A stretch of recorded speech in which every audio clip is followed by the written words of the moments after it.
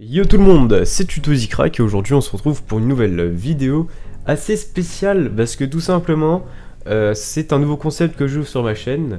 Voilà, donc vous pouvez voir dans le titre de la vidéo, aujourd'hui on va s'intéresser à l'informatique. Alors l'informatique c'est très vaste, donc on a beaucoup à parler là-dessus. Je ferai sûrement plusieurs épisodes si bien sûr ça vous plaît, sinon bah, j'arrêterai, je fermerai ma chaîne. Voilà. Donc, qu'est-ce qu'on va faire? Je vais essayer de vous apprendre des choses, ou plutôt vous expliquer des choses assez intéressantes sur l'informatique, tout en restant cool, comme ça, tranquille, dans une petite ambiance, voilà, anglaise, sympathique, avec un peu de thé, voilà. Donc, aujourd'hui, on va s'intéresser à l'informatique, j'ai déjà dit. Donc, par où commencer? L'histoire de l'informatique. C'est assez énorme, hein, comme histoire, voilà. Donc le terme informatique date de 1962, donc cette bonne vieille époque, 1962. D'ailleurs je m'en souviens plus, mais c'était une bonne époque.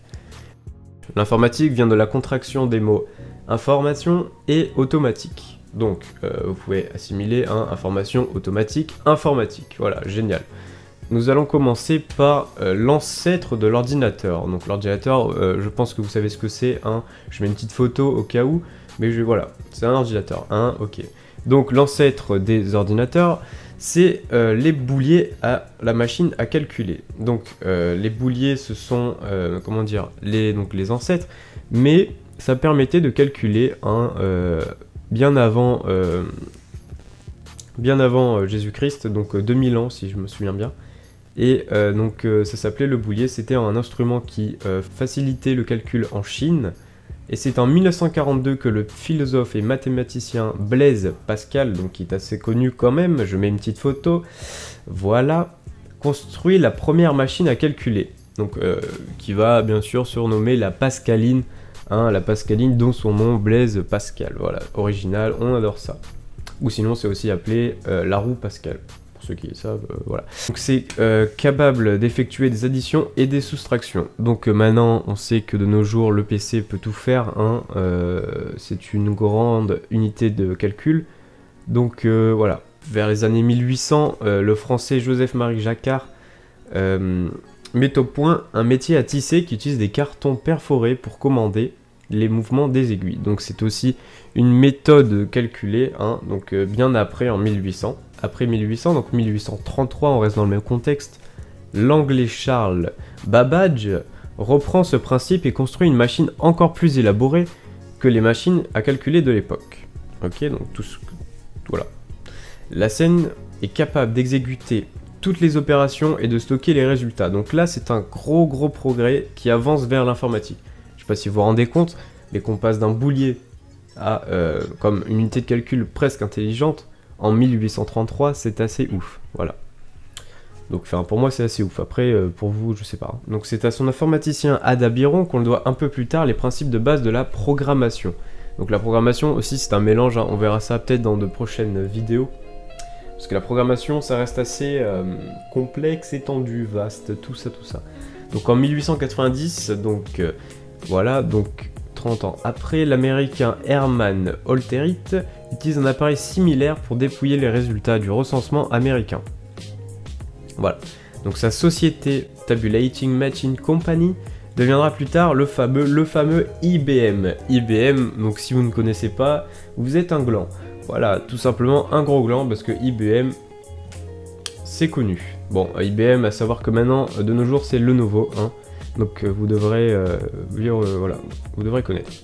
Donc on va attaquer dans cette prochaine partie le premier ordinateur. En 1945 aux États-Unis naît l'ENIAC. Alors l'ENIAC, Electronic Numerator Integrator and Computer. Toujours des termes anglais, mais que voulez-vous, l'informatique est née en Amérique. Voilà, un peu de partout, mais principalement en Amérique. Donc le premier véritable ordinateur de l'histoire, il se différencie de toutes les machines précédentes pour deux raisons. D'abord, il s'agit d'une machine électronique, bien sûr, pas un vieux boulier manuel avec des pierres qu'on glisse comme ça. Donc il n'y a plus de rouage mécanique, l'information est transportée par des électrons, des particules chargées d'électricité, voilà, donc représente le cours de physique-chimie, voilà, en troisième, qui se déplace très vite. De plus, c'est une machine programmable. programmable, hein. Et oui, programmable. Cela signifie qu'on peut enregistrer des instructions qui s'exécuteront sans intervention de l'homme. Donc, on se rapproche vraiment de l'automatisme qu'on avait dit au tout début de cette vidéo. Cet ordinateur est très important. Tout simplement parce que déjà, il pèse 30 tonnes. Donc c'est pas le petit PC que vous avez sous votre bureau, hein, parce que 30 tonnes, clairement, c'est plus lourd qu'un éléphant. De plus, c'est une machine programmable, donc ça on l'a déjà dit. Et occupe une surface d'environ 100 mètres carrés. Donc, tout simplement, vous pourrez pas le mettre sous votre bureau, à moins d'avoir un bureau putain de grand. Voilà. Donc pour le faire fonctionner, plus de 17 000 tubes à vide sont nécessaires.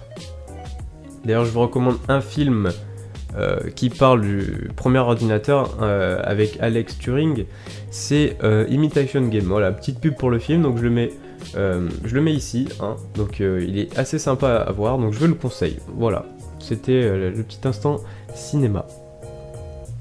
Après, donc nous avons, donc on va finir cette vidéo, hein. Je ferai sûrement un deuxième épisode, sinon ça va être trop long, beaucoup trop d'informations dans votre petite tête.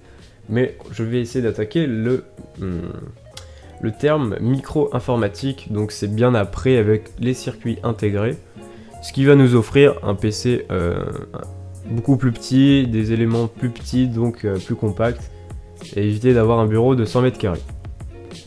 Donc en 1964, les circuits intégrés, souvent appelés puces électroniques, waouh, sont à base de silicium. Donc le silicium, élément chimique. Voilà, donc j'espère que vous avez appris votre tableau périodique des éléments. Voilà. Donc c'est un matériau très abondant dans la nature et qui favorise la miniaturisation des composants électroniques, hein, donc c'est un peu ce que j'ai dit. Voilà. Donc cela permet de réduire la taille et le prix des ordinateurs. Puis en 1971, dernière date de cette vidéo, le premier microprocesseur, le Intel 4004, sort des ateliers de la société américaine Intel. Donc il contient à peu près 2300 transistors, hein, et exécute bien 60 000 instructions. Donc on est bien loin du premier ordinateur, hein, voilà, donc c'est par seconde tout ça. En comparaison, un microprocesseur moderne comme l'Intel Pentium 4 comprend plusieurs dizaines de millions de transistors. Donc ça c'est bien après, c'est dans les années 2000-1999. Voilà.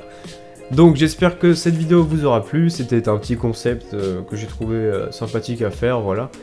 Donc c'est la première vidéo, donc c'est un peu spécial pour moi, j'ai vraiment pas l'habitude de faire ça. Donc j'espère que ça vous aura plu, hein. Dans la prochaine vidéo, on verra la suite, l'informatique, un terme, je sais pas ce que vous voulez, les bugs, les virus, tout ce que vous voulez. Je suis ouvert, tant que c'est de l'histoire.